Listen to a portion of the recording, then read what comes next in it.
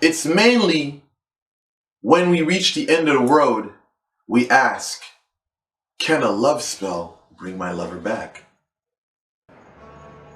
Well, today I want to talk about love spells. I know I talk about it a lot, but the golden question for today is, can a love spell bring my lover back? Well, you have to understand this, that love magic is pretty much involving forces which we don't see to work on our behalf to inspire our lovers to come back to us. So you have to understand that there are intelligences that are aiding our situation. So it's not like, okay, you press a button and basically you get your order delivered to you right at that moment. You have to understand there's a lot of things that are basically moving in or that are actually in motion to bring you what you desire. Sometimes it may come when we want it to come, and sometimes, most of the time, it comes when we least expect it. Now, you have to understand that each situation is different. You know, from the situation of a person just getting into an argument and the person feels, and the lover feels, well, they can't deal with the arguing, to domestic violence, to basically screaming and shouting.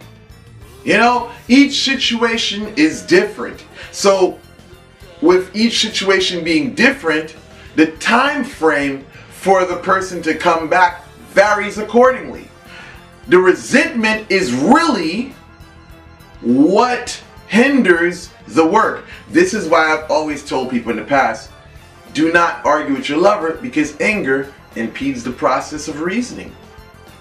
When you're arguing, you're going back and forth, this builds up resentment.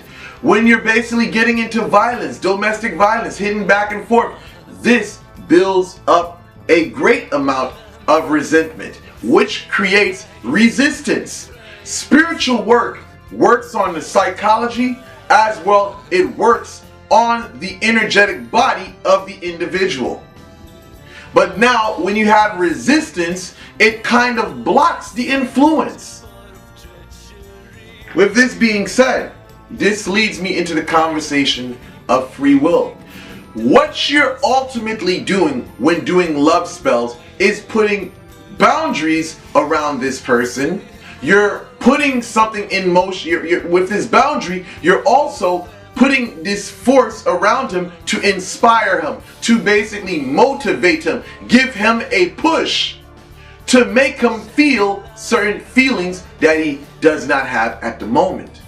But you have to understand that in between this perimeter that you are creating around him, he has a choice. He has a choice to say, well, you know what? I'm going to give in to how I feel. I'm going to do this. But he has a choice. And depending on who puts the work together, this boundary, this perimeter can become a boundary. When I say boundary, boundary is different from perimeter.